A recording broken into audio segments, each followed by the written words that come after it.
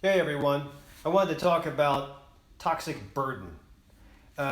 When we make choices for organic, non-organic foods, we base it on, at least most of us base it on what was evaluated by the EWG. Environmental Working Group is an organization, ewg.org, that is a non-for-profit, and they look at the majority of foods that are out there, independently tested, and they come up with how much pesticide they found after being washed several times. 30 dozen, that 12 that they find is a top, will change every once in a while. But if you're going to spend on a budget, especially if you're taking care of 3 kids, you have a large family, taking care of your grandparents or your mom and dad, you can spend your money in certain ways. If you're on a budget, you look at the dirty dozen, you choose specifically the fruits and vegetables that are on a dirty dozen because those have chemicals or the most chemicals. If you just have one thing that's been found on the dirty dozen, and grapefruit is not one, but if you have one thing that's found on a dirty dozen and you eat it, not a big deal.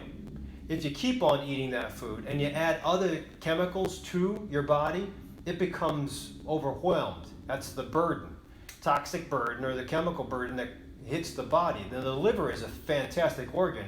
It can usually detox against and or neutralize a lot of chemicals, but if you keep on adding more and more stuff, poor sleep, caffeine, alcohol, tobacco, it seems to accumulate in a rapid fashion, and then suddenly the liver can't take care of itself anymore. So in regards to food, we try to pick foods that are on the dirty dozen to spend for organic. As far as certain foods, and everybody knows that when we talk about eating a healthy lifestyle, I usually point to the Mediterranean diet, an anti-inflammatory kind of diet, versus the standard American diet. Standard American diet versus the Mediterranean diet. Mediterranean diet decreases the risk factors for all causes of mortality, at least in the Leonhardt study. That would be heart disease, stroke, cancers, and other things. So standard American diet is just bad. So if you can get a more whole food, mostly plant-based diet, great. If you've watched my videos on meals ready to eat, if you're in a pinch and you want to grab and go, especially if you're very busy with 2 jobs, a family, and then school, then sometimes we'll go with these prepackaged things that are minimally processed. The things like that I always talk about with regards to tofurkey or chicken hot dogs, these are great, but usually to get these things to exist in the packages, you have to have a high amount of sodium and hopefully not too many nitrates, but that's also in some of these foods. So one sausage, one tofu hot dog, not a bad thing. Several, over the course of several decades, could be a bad thing. So you have to be careful. But what I wanted to bring this up with is these are also wrapped in plastic. And plastic releases something called BPAs, bisphenol A. Even my healthy sardines, my healthy beans, my healthy herring, even though high in omega-3, these are in cans, and cans will leach onto the food BPAs, unless the can is made as BPA free. Even your water bottles, you have to be careful. Some of them that you take on hikes can actually have BPA in them. So if you're going to choose a water vessel, a water container, BPA free. If you can choose an organization that checks for their plastics or invests in BPA free, even better. But those are things to watch out for. BPAs, when they get into the bloodstream, act as endocrine disruptors. That's a chemical that gets in between a hormone that you make, a receptor that it's supposed to stimulate, and blocks it. So it can block your thyroid from working, it can block your testicles from working and making testosterone, it can block your adrenals from working properly.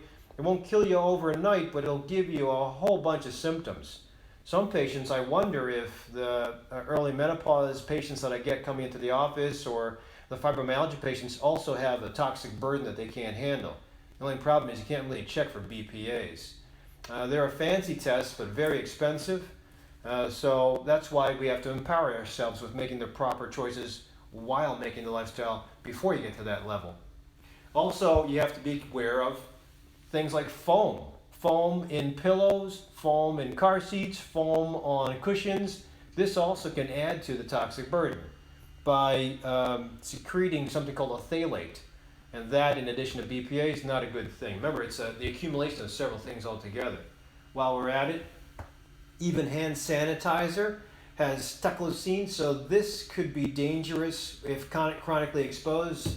It obviously kills bacteria, but when you expose yourself to that and other things in addition, it could be a problem. DEET that you find in mosquito repellent, very unhealthy. The organophosphates found in Roundup or pesticide sprays, also very healthy. I was talking to a lawn caregiver the other day, and he had just come over to talk to me, and he was spraying down weeds, and he wasn't wearing a mask or gloves. And before I knew it, he shook my hand, and I wasn't thinking, but I just thought, wait a minute. He wasn't wearing gloves, that'd be bad for him, but now it's bad for me because I just came in contact with him. Or if I'm growing a garden, I spray it down. So you have to be aware of this stuff.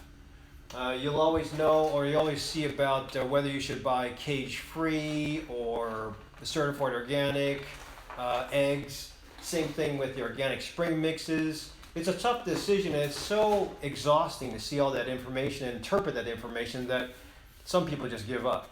But I don't want you to do that. This should be easy, but it's a learning process. So if you just start with reading labels, watching the right videos, trying to avoid as best as you can, and just eating healthy and living a healthy lifestyle, it'll get you to be, hopefully, with the least amount of toxic burden as you can.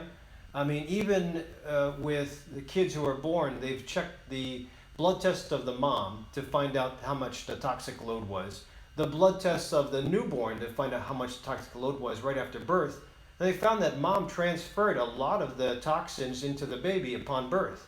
It was probably 1/3 the amount of the mom, but still, we're born with this stuff. So the less you expose yourself during the course of your life, the less the possibility of interaction, whether it's disruptors of your endocrine dysfunction or your endocrine hormones, or cancers or other things, even in the form of the sugar substitutes that we hopefully will be able to avoid. Now there's other websites out there. I'll give you the list hopefully by the end of this video, but you have to empower yourself with more information and just watching out for yourself, watching out for you, watching out for your kids, watching out for your parents. So hopefully this gives you a little bit of an information about toxic burden, how to make proper choices, or at least where to start with regards to empowering yourself. Don't forget to give me a thumbs up if you liked it, and subscribe to me for weekly words of wisdom.